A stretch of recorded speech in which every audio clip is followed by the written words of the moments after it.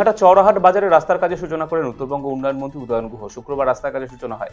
জানা গেছে, দিনহাটা পৌরসভা অর্থানুকূল্যে 19 লক্ষ টাকা ব্যয়ে নির্মিত হবে 160 মিটার দৈর্ঘ্যের পেভার ব্লক রাস্তার কাজ। এদিন সেখানে উপস্থিত ছিলেন মন্ত্রী ছাড়াও দিনহাটা পৌরসভা চেয়ারম্যান গৌরীশঙ্কর মাহেশ্বরী সহ অন্যান্যরা। জলের সমস্যা মিটল দক্ষিণ দিনাজপুরে গঙ্গারামপুর মহকুমা আদালত চত্বরে। আদালত চালু হবার প্রায় 2 বছরের মাথায় জলের সমস্যা দূর হলো। জানা গেছে, গঙ্গারামপুর মহকুমা আদালত চত্বরে কোনো জলের ব্যবস্থা ছিল না। এতে সমস্যায় পড়তে হতো মামলার কাজে আসা মানুষজনকে। অবশেষে মহকুমা শাসকের উদ্যোগে শুক্রবার আদালত চত্বরে জলের রিজার্ভার বসানো হয়। সন্দেশখালী সহ রাজ্যের বিভিন্ন জায়গায় মহিলাদের উপর অত্যাচারের ঘটনার প্রতিবাদে শুক্রবার প্ল্যাকার্ড হাতে মাথাভাঙা শহরে বিক্ষোভ মিছিল অনুষ্ঠিত হলো বিজেপি যুব মোর্চার পক্ষ থেকে। এদিনের কর্মসূচিতে উপস্থিত ছিলেন বিজেপি জেলা সভাপতি সুকুমার রায়, মাথাভাঙা বিধানসভা বিজেপি বিধায়ক সুশীল বর্মন সহ অন্যান্যরা। দালাল ধরতে কোচবিহার এমজেএন মেডিকেল কলেজ ও হাসপাতালে অভিযান চালালো কোচবিহার কোতোয়ালি থানা পুলিশ।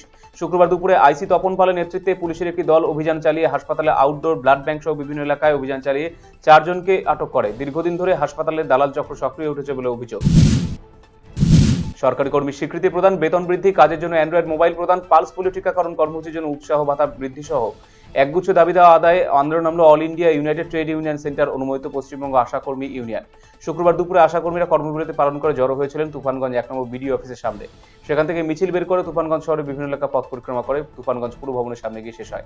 সেখানে আশাকর্মীরা দীর্ঘ সময় ধরে অবস্থান বিক্ষোভ সামিল হন। একাধিক দাবিতে সরব হলেন এসএসকে এবং এমএসকে সুপারভাইজার কর্মী এবং সহায়িকারা। শুক্রবার তারা একত্রিত রায়গঞ্জে কর্ণজোরে অবস্থিত জেলা পরিষদ ভবনে উপস্থিত হন। সেখানে সভাধিপতি এবং শিক্ষা কর্মাধ্যক্ষ ডেপুটেশন দেন।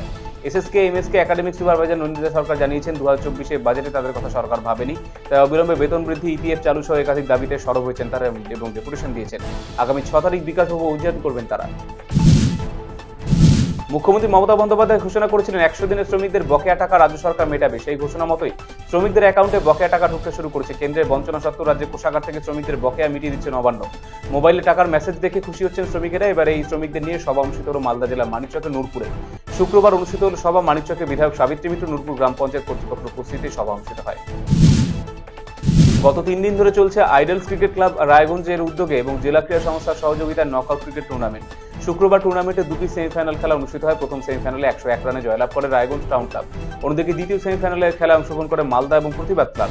দ্বিতীয় সেমিফাইনালে প্রতিবাদকে হারিয়ে জয় পায় মালদা। শনিবার টুর্নামেন্টের ফাইনালে অংশগ্রহণ করবে মালদা এবং টাউন ক্লাব। সাব পোস্ট অফিসে ভাড়া ঘরে তালা ঝোলালেন বাড়ির মালিক, যার ফলে শুক্রবার সকাল থেকে দিনভর বন্ধ থাকলো পোস্ট অফিস। এদিন এই ঘটনায় চাঞ্চল্য ছড়িয়েছে বালুরঘাট শহরের হিরিমোড় এলাকার নারায়ণপুর সাব পোস্ট অফিসে।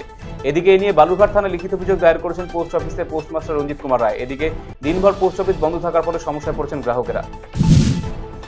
2 দিনের জাতীয় স্তরে শিক্ষা বিষয়ক সেমিনার শুরু হলো ইটাহারের মেঘনাথ শাহ কলেজের উদ্যোগে। পঠন পাঠন এবং নতুন শিক্ষানীতি সম্পর্কে অবগত হতে আয়োজন করা হয়েছে অঞ্জন চক্রবর্তী, বিশ্বরূপ সরকার, দুর্লভ সরকার সহ অন্যান্যরা উপস্থিত ছিলেন এদিনের কর্মসূচিতে।